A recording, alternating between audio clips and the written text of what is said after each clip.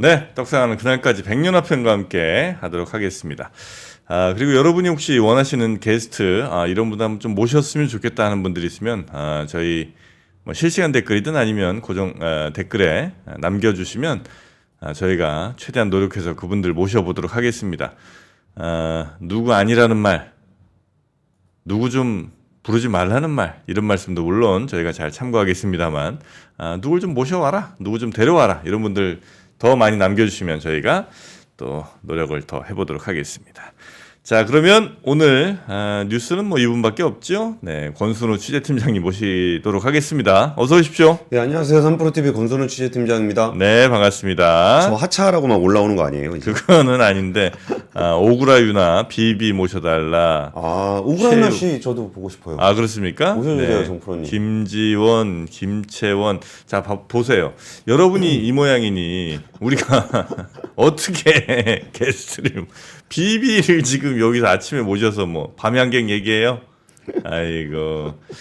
노래는 참 중독성이 있습니다. 네. 밤양갱 만든 분을 모시면 어떨까요? 밤양갱 만든 그 회사? 이마트에서 밤양갱을 판다 그러던데, 네. 예, BBC와 협업을 해가지고 이게 이마트 주가 엄청 그렇습니까? 안 좋은데, 네. 좀 밤양갱이 한번 뭐가 될지. 한소희 씨 또 모셔달라고.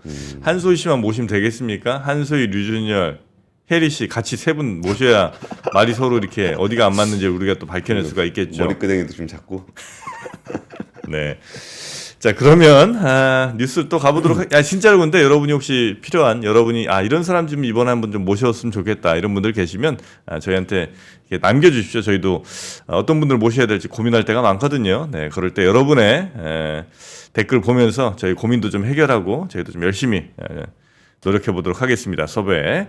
자, 그러면 미국부터 보나요? 어떻게 할까요? 예, 미국 증시 좀 소폭 상승했습니다. 네. 오랜만에 올랐어요. 4거래일 만에 반등했는데 다우존스는 0.2% 올랐고요. 나스닥은 0.82%, S&P 500은 0.63% 올랐습니다. 네. 아무래도 FOMC 정례 회의를 좀 앞두고 있는 게 있고 또 GTC, 엔비디아 GTC를 앞두고서 좀 뭔 얘기 나오나 해가지고 엔비디아 주가 장 초반에 좀 세게 올랐다가 하반으로 가면서 조금 내려오긴 했습니다. 네네. 대면 행사가 이제 그 코로나19 이후에 한 5년 만에 진행이 됐다라고 하는데요.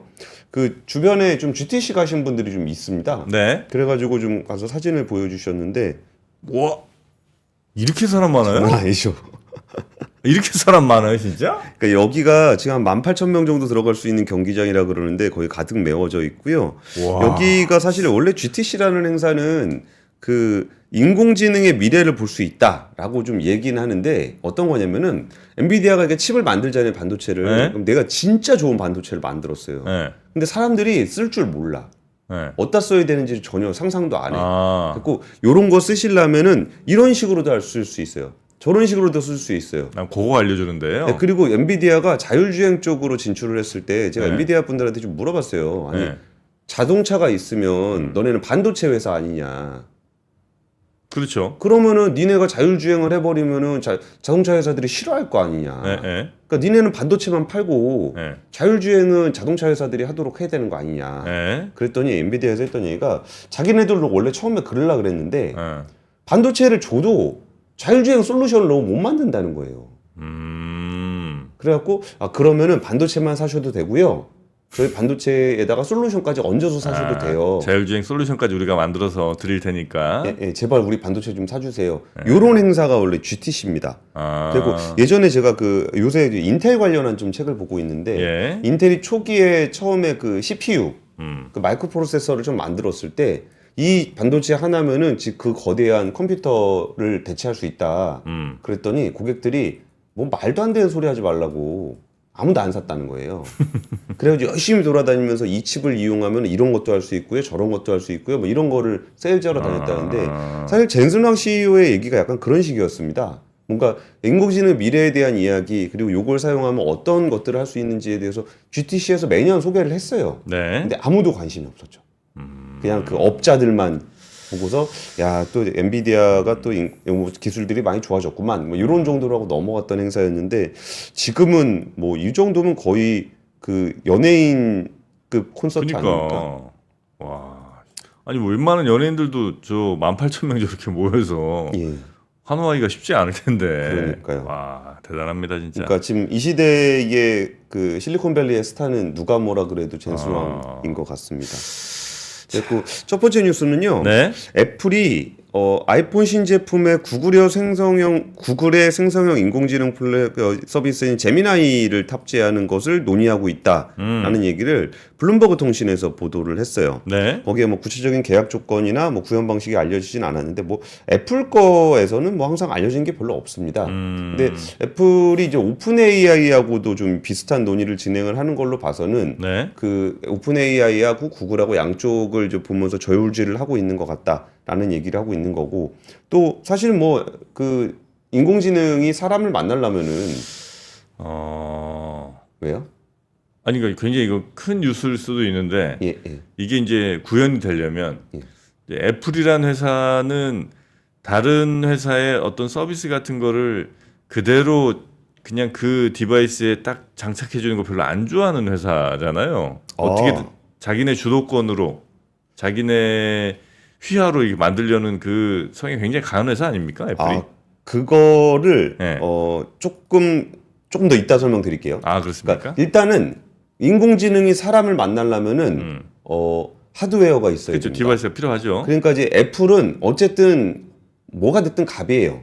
인공지능은 자기가 없지만 네. 뭐 구글이든 오픈 AI든 사람을 만나려면 이게 스마트폰이 필요하잖아요. 그렇죠. 그래가지고 거기 안에다가 뭐 사실 뭐 둘 다 넣을 수도 있죠. 네. 오픈 AI의 챗GPT를 넣을 수도 있고 뭐 제미나이를 넣을 수도 있고 뭐 그런데 사실 애플은 자체적인 AI 개발을 지난해 초부터 했습니다. AJAX라는 코드명으로 AI 명령어 모델을 테스트를 해왔었고요. 애플 GPT라는 챗봇을 써본 적이 있다라는 임직원들의 증언들도 좀 나오고 있었어요. 애플 GPT. 예, 예.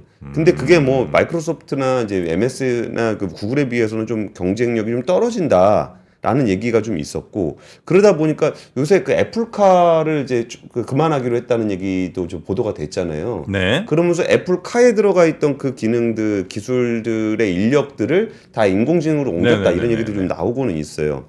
근데 여기서 그러면은 그 AI 관련해서 서비스를 뭘 할 수 있는가? 라고 봤을 때 사실 그 구글이나 오픈 AI가 이제 자체적인 서비스들을 많이 공개하잖아요.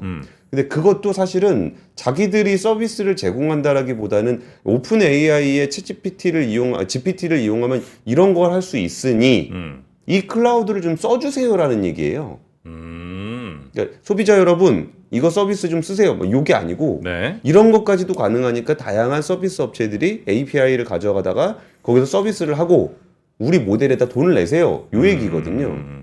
그러니까 그러면은 예를 들어서 그 갤럭시 S24에 네. 그 제미나이가 탑재가 돼 있어요. 아 그래요? 예, 예. 아. 그럼 제미나이가 어떤 식으로 탑재가 돼 있는 거냐라고 한다면은 예를 들어서 그 서클 투 서치라는 기능이 있습니다. 서클 투 서치? 예, 예. 스마트폰이 있으면 네. 예를 들어서 정프로님 사진이 딱 있어요. 네. 그러면 너무 관심이 많이 가잖아요. 그래가지고 동그라미를 칩니다. 그럼 그 관심이 가는 그 선글라스 정프로님 말고 선글라스에 관심이 많이 간다고요. 아. 네, 그래갖고 동그라미를 이렇게 치면은 그걸 인식을 해가지고 네. 이 선글라스가 어디 거고 어디서 팔고 뭐 어디 가면 살 수 있는지를 알려주는 거죠. 아 그럼 이미지 같은 데서 그냥 동그라미 이렇게 치면 사실은 그거를 정프로님을 동그라미 친 건데 네. 인식은 선글라스로. 아 그렇게도 할 수 있다. 예, 그렇게 하면은 이게 어떻게 작동을 하게 되냐면은 네. 동그라미를 이렇게 쳤잖아요. 네. 근데 이게 인식하는데 한참 걸려요. 그러면은 사람들 짜증내죠. 그렇겠죠. 그러니까 요거는 온 디바이스에서 처리를 해요. 동그라미를 딱 치면 이미지를 딱 인식하는 거. 네. 그럼 이미지를 보내잖아요. 네. 그러니까 이미지에 대해서 뭔가 이제 검색 결과가 나와야 되잖아요. 근데 그거는 좀 시간이 걸렸을 때 서버로 보내는 거죠. 그래가지고 결과값을 보여주는 방식. 그럼 그 서버에는 누가 있냐? 제미나이가 있는 거죠. 그리고 뭐 저런 것도 있습니다. 그 네. 생성형 이미지 편집. 네. 예를 들어서 저하고 정프로님하고 이렇게 사진이 있는데 네. 못생긴 애는 좀 빼고 싶다 그래가지고 제 사진을 지워요.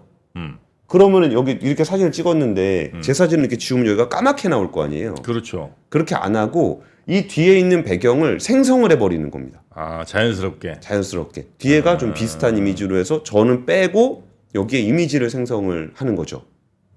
아 그럼 권순우 팀장님은 언제 사진에 등장할 수 있죠? 저는 등장 못 하게 되죠. 아니 사람들이 다 그렇게 지워버리면 예.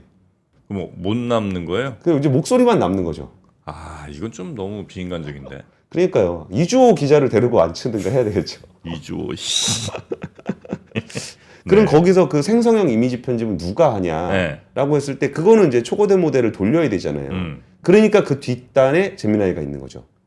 아, 그 급하게 처리할 1차적인 작업만 디바이스에서 먼저 하고 예, 예. 그다음에 뒤에서 해야 될 좀 큰 작업들은 온라인으로 이제 그 제미나이가 해주고. 예, 예. 아. 그런 식으로 협업이 되는 겁니다. 네네. 그럼 거기서 우리가 요거 할 때 서클 투 서치 할 때 제미나이 해서 이렇게 눌러서 하는 게 아니고 사실 협업이 돼 있기 때문에 그 뒷단에서 움직이는 거예요. 네네네. 그러면 애플 같은 경우도 이제 어떤 서비스를 내놓을지는 모르겠지만 이런 서비스들을 뭔가 만들어서 뒷단으로 할 수가 있는데 애플의 기존 전략들을 보면은 이런 식의 전략을 굉장히 많이 썼어요. 네. 처음에는 남의 걸 씁니다. 음. 그러면서 계속 연구는 해요. 그 전에도 연구하고 남의 거 쓸 때도 연구하고 어느 시점이 되면 빼버립니다. 네. 대표적인 회사가 삼성. 삼성이 그랬어요? 그러니까 삼성이 아이폰 처음 나왔을 때 음. 거기 그 반도체가 삼성 거거든요. 네. 근데 조금 쓰다가 자기 걸로 바꿨어요. 삼성이 예, 그러니까 애플이 처음에 삼성 거 반도체 쓰다가 그러니까 아이폰에 처음 들어간 건 삼성 반도체였거든요. 아, 그래요. 그러니까 조금 쓰다가 자기네 거 좀 어느 정도 완성도가 높아졌다 그러니까 빼버리는 그런 일이 있었고, 예를 들어서 PC에 들어가는 CPU도 처음에는 자기 거 쓰다가 인텔한테 밀렸어요. 그래갖고 인텔 걸 쭉 썼죠. 네. 그러다가 조금 이제 자기네 거 계속적으로 연구한 다음에 M1칩 완성됐다 뭐 이런 걸로. 예, 그런 거 나오니까 인텔 거 빼버리고. 그러면 이번에도 딱 상태를 보아하니 자기네가 좀 밀린 것 같으니 여기서 자기 거 자체적으로 돌렸다가 좀 안 되겠다 싶으니까 일단 이제 구글이나 오픈 AI 컨택해서 하는데, 그렇다고 해서 애플이 AI를 포기한 것이냐라고 보기에는 기존의 전략들을 보면 그건 아닐 수도 있다라는 네네네. 거고, 이게 1등의 보수성이라는 게 삼성전자나 애플이나 지금 굉장히 좀 겪고 있는 어려운 문제예요. 1등은 뭔가 파격적인 변화를 잘 시도를 안 합니다. 왜냐하면 방어를 하는 게 더 중요하기 때문에. 네. 그러니까 이게 패러다임이 확 뒤집어지는 상황이 됐을 때 1등이 오히려 적응을 잘 못해요. 네네네. 근데 엔비디아 같은 경우는 뭐 GPU 하는 회사니까 계속 세게 질렀었거든요. 그러다가 이게 판이 확 뒤집어졌을 때 이미 제일 많이 나가 있는 성격이 있는 거고, 네. 1등 업체들은 뭐 예를 들어서 2등 업체인 하이닉스가 HBM을 더 잘하는 것도 네. 1등 업체의 입장에서 그렇게 파격적인 변화가 있을 때 야, HBM 그거 누가 쓰냐 라는 인식들을 가지면서 HBM 외의 대안들을 쫙 준비를 하는 거죠. 그래서 제가 늘 말씀드리는 게 이번 단계 성공의 비결이 다음 단계 발목을 잡는다. 이 명언 또 남기지 않았습니까? 오. 네, 이번에 성공한 그 이유가 바로 다음 스테이지에선 오히려 내 발목을 잡는다는 거예요.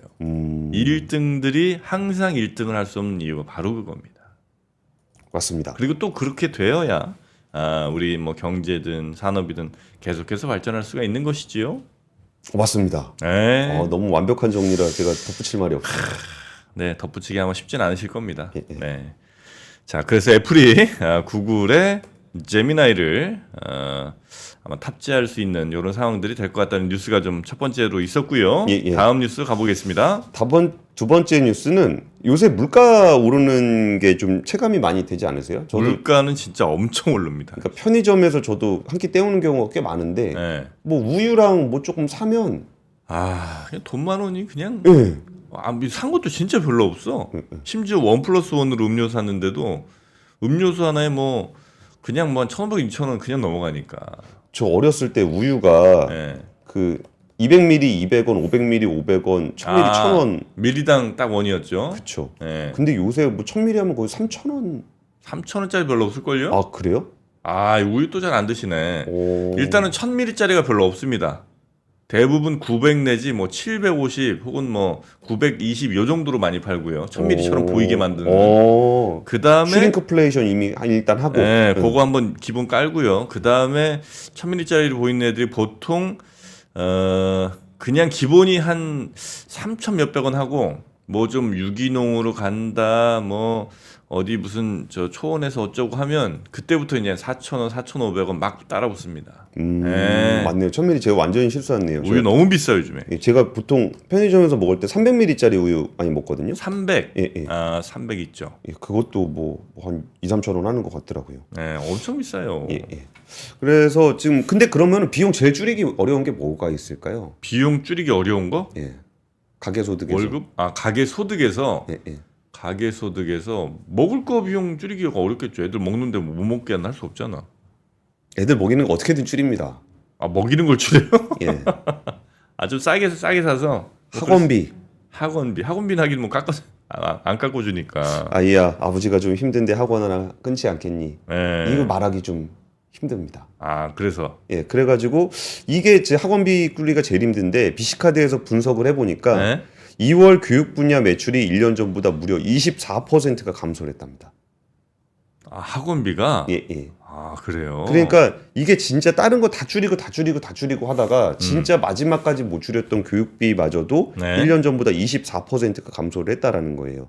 최근 4년간 교육비의 연매출은 꾸준하게 증가를 해왔는데 지난해 3월부터 올해 2월까지 같은 기간에 비해서 15% 감소하면서 그 4년 전 수준으로 돌아갔고요. 그럼 학원 중에서 제일 많이 줄어드는 학원은 어디일까? 많이 줄어든 학원? 예, 예. 많이 결제를 줄인 학원이 뭘까요? 학원이 뭐 보습학원 같은 건가? 그러니까 보습 학원도 많이 줄였는데 네. 예체능, 아, 공부 학원은 그래도 좀 남겨놓는데 남겨놓고 뭐 줄넘기 학원 뭐 이런 거. 그렇죠. 예. 예체능 학원이 31.5%가 줄었습니다. 보습 학원도 2.26%, 외국어가 26% 줄었는데 아무래도 이제 수학이라든지 이런 거는 좀 줄이기가 좀 힘들었을 것 같아요. 예. 교육 분야 외에도 스포츠, 펫, 식당, 주점 등이 많이 줄었고요. 그리고 요즘에 그 되게 핫한 화장품 로드샵이 있습니다. 예. 화장품 로드샵 중에 제일 잘 나가는 데는 올리브영이죠. 거의 뭐 압도적입니다. 네. 뭐 80% 이상 점유하고 있는데 올리브영의 유일한 대항마로 불리는 화장품 로드샵이 지난해에 처음 만들어졌는데 지금 대박입니다. 어디예요? 다이소라고. 다이소는 저 초등학생들 거 아니에요? 다이소 그 100원 천냥백화점. 그러니까 그 초등학생들 화장품을 이렇게 약간 장난감 비슷한 거 파는데 아, 아니에요? 장난감 아닙니다. 지난해부터 시작했습니다. 어. 지난해부터 화장품 판매를 카테고리를 만들어 가지고 네? 전년 대비해서 매출이 85%가 증가했습니다. 음. 다이소는 지난해 말 기준으로 26개 브랜드에서 260여 종을 판매하고 있는데요. 대표적으로 리들샷이라고 좀 따끈따끈한 화장품 네네네네. 그거 판매를 했는데 그 작년에 거의 품절이었고 이거 3,000원이었거든요. 다이소에서 판매하는 화장품의 모든 제품들은 5,000원을 넘지 않아서 일단 10대, 20대들을 대상으로 한다라고들 많이 알려져 있는데 네. 지금 그 화장품 브랜드 손앤박 와이컵 제품 10여 종 출시했고 대부분 한 3,000원대입니다. 근데 지금 다이소의 화장품 카테고리 매출은 급격하게 성장을 하고 있습니다. 다이소로 예. 화장품도 이제 너무 비싸니까 다이소에서 좀 웬만한 거 그냥 싸게 사고 예. 꼭 필요한 것들은 조금 뭐 돈 주고 사더라도 이렇게 이제 많이 가시는 모양이군요. 그렇죠. 그 애들은 이제 학원 끊고 엄마들은 애들이 줄어서 그런 건 아니에요, 근데? 뭐 어쨌든 뭐 매출이 그런- 한 4년 동안 계속적으로 늘었었으니까요. 예, 그 이제 뭐- 올해 확 줄었다 이거죠? 예, 예. 거기다 이제 엄마들은 화장품 좀 싼 거 사고 그러면 이제 아빠들은 뭐 해야 될까요? 술을 이제 못 드시고, 술 안 먹고 배달 음식 네. 안 먹고. 아, 배달 음식도 줄여요? 배달 음식을 많이 줄였는데 네. 배달 시장이 그 거의 지난해 배달의 거래액이 관련 통계가 집계된 2017년 이후 연간 기준으로 처음으로 감소를 했습니다.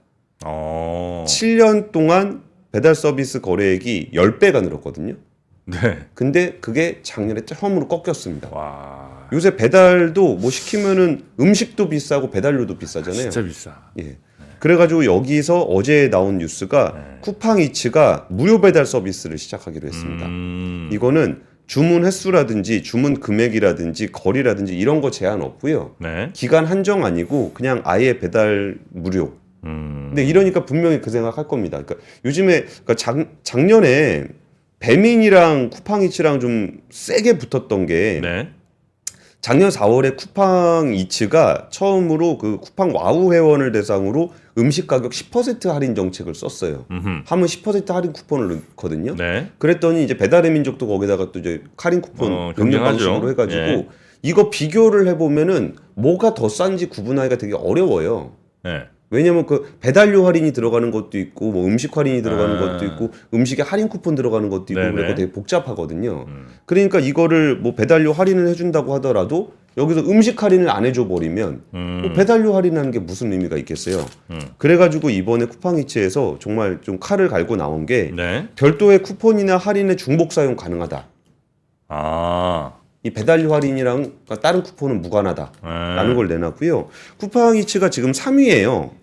요기요가 2위고. 네. 근데 지금 1위가 배달의 민족으로 거의 70%까지 점유를 하고 있는데 이 배달 무료라는 것이 얼마나 영향을 미칠 것인가. 네. 그리고 이제 쿠팡 같은 경우는 이제 쿠팡 커머스에서 돈을 벌고 있잖아요. 그러다 보니까 쿠팡 플레이 공짜로 해가지고 점유율 그 티빙 제끼고 네네네네. 2위까지 올라갔거든요.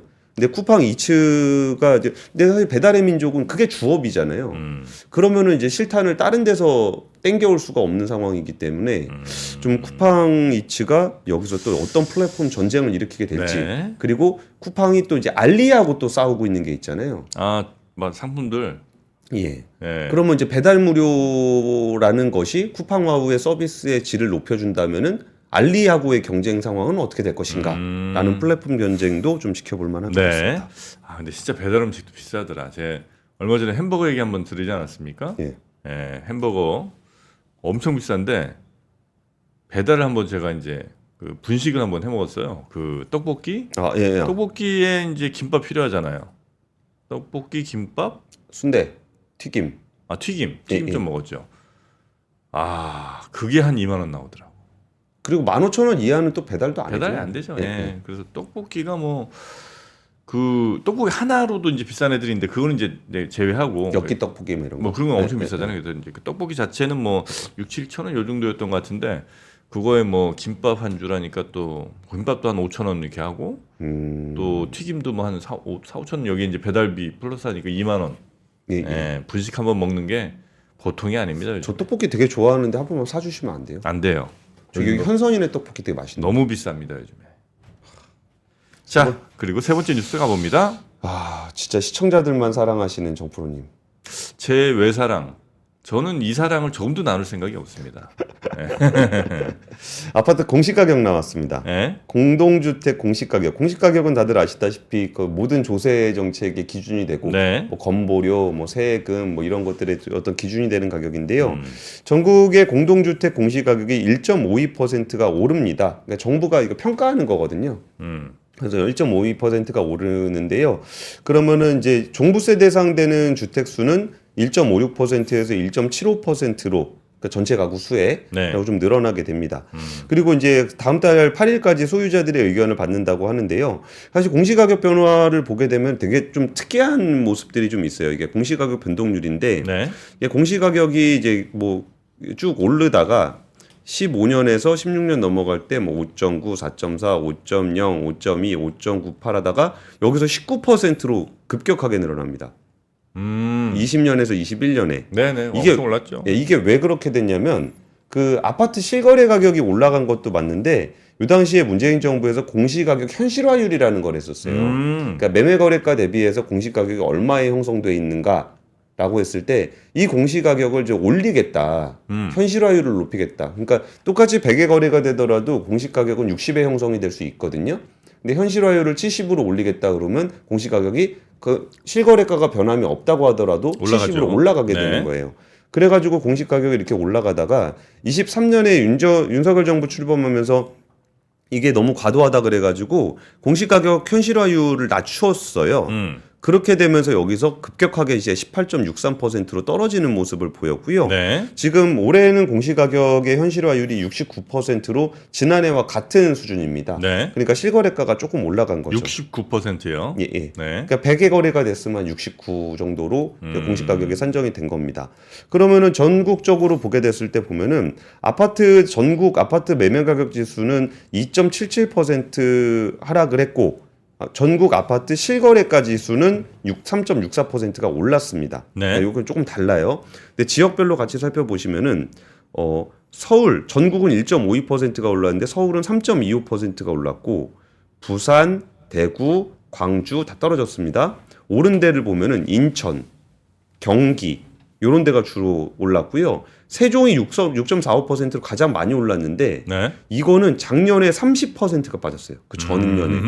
그러다 보니까 여기 기저가 조금 영향을 좀 미쳤고 네. 뭐 이런 식으로 좀 공시 가격이 형성이 되더라 했을 때 서울, 경기, 인천 수도권만 올랐네, 그죠? 수도권만 올랐더라라는 말씀을 좀 드리고 이번에 표는 안 갖고 왔는데 네. 그 서울 안에서도 송파가 10%가 올랐고 노도강은 노원 0.9, 도봉 1.3, 강북 1.15%가 하락했습니다.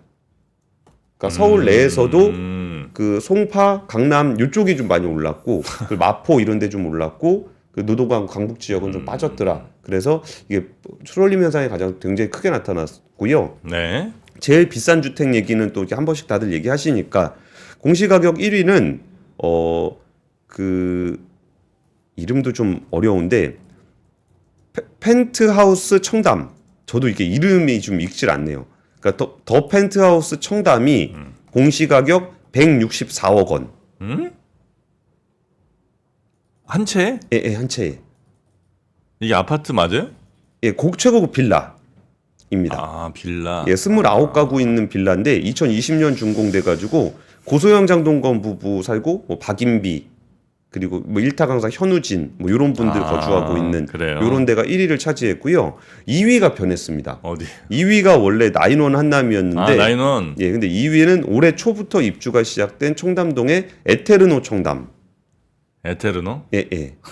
여기는 128억 6천만 원. 464제곱미터입니다.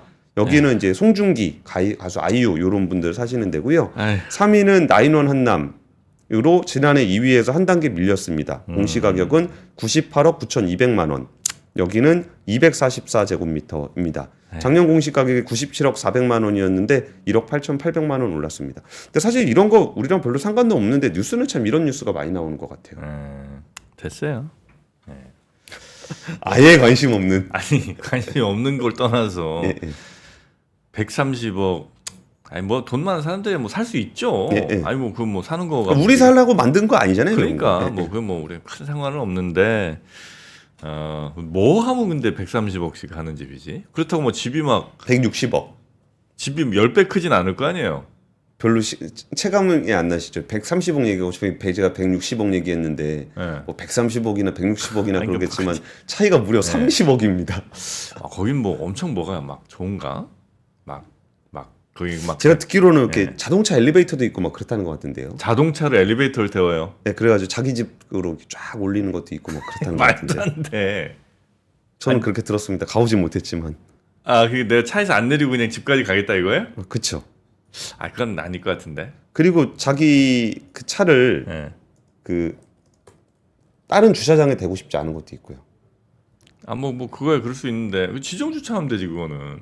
아니면 이렇게 차를 세우면 막 사람들이 와서 관리하는 분들이 다 닦아주시나 차를 세차? 그런 것도 아니겠죠? 뭐 그런 것도 잘 모르겠네요. 근데 아침마다 뭐 밥을 준다든지. 지금 다시 검색해. 저는 이 얘기 들었는데 네. 실제로 검색해 보니까 나오는데요. 그렇게까지 하면 안 될 것 주택 같은데. 내부에 스카이 가라지, 그러니까 저 위층에 있는 차고 뭐 이런 거 있다라고 그래요? 분양 페이지에 나왔다고. 저 이 얘기한 그쪽 근처 지나가다 들었었거든요. 그렇습니까? 네. 자, 하여튼 공시 가격이 나왔습니다. 뭐 뒤에 말씀드린 뭐 연예인들 뭐 집값 얘기가 중요한 게 아니고 하여튼 공시 가격이 전국적으로 볼 때 1.52% 상승을 했는데 서울 수도권 이쪽이 좀 더 상승을 많이 했고 나머지 지역들은 좀 많이 하락한 데가 많고 세종은 작년에 워낙 많이 내려갔기 때문에 올해는 약간 반등을 했다. 네. 그 정도로 전해드리겠습니다.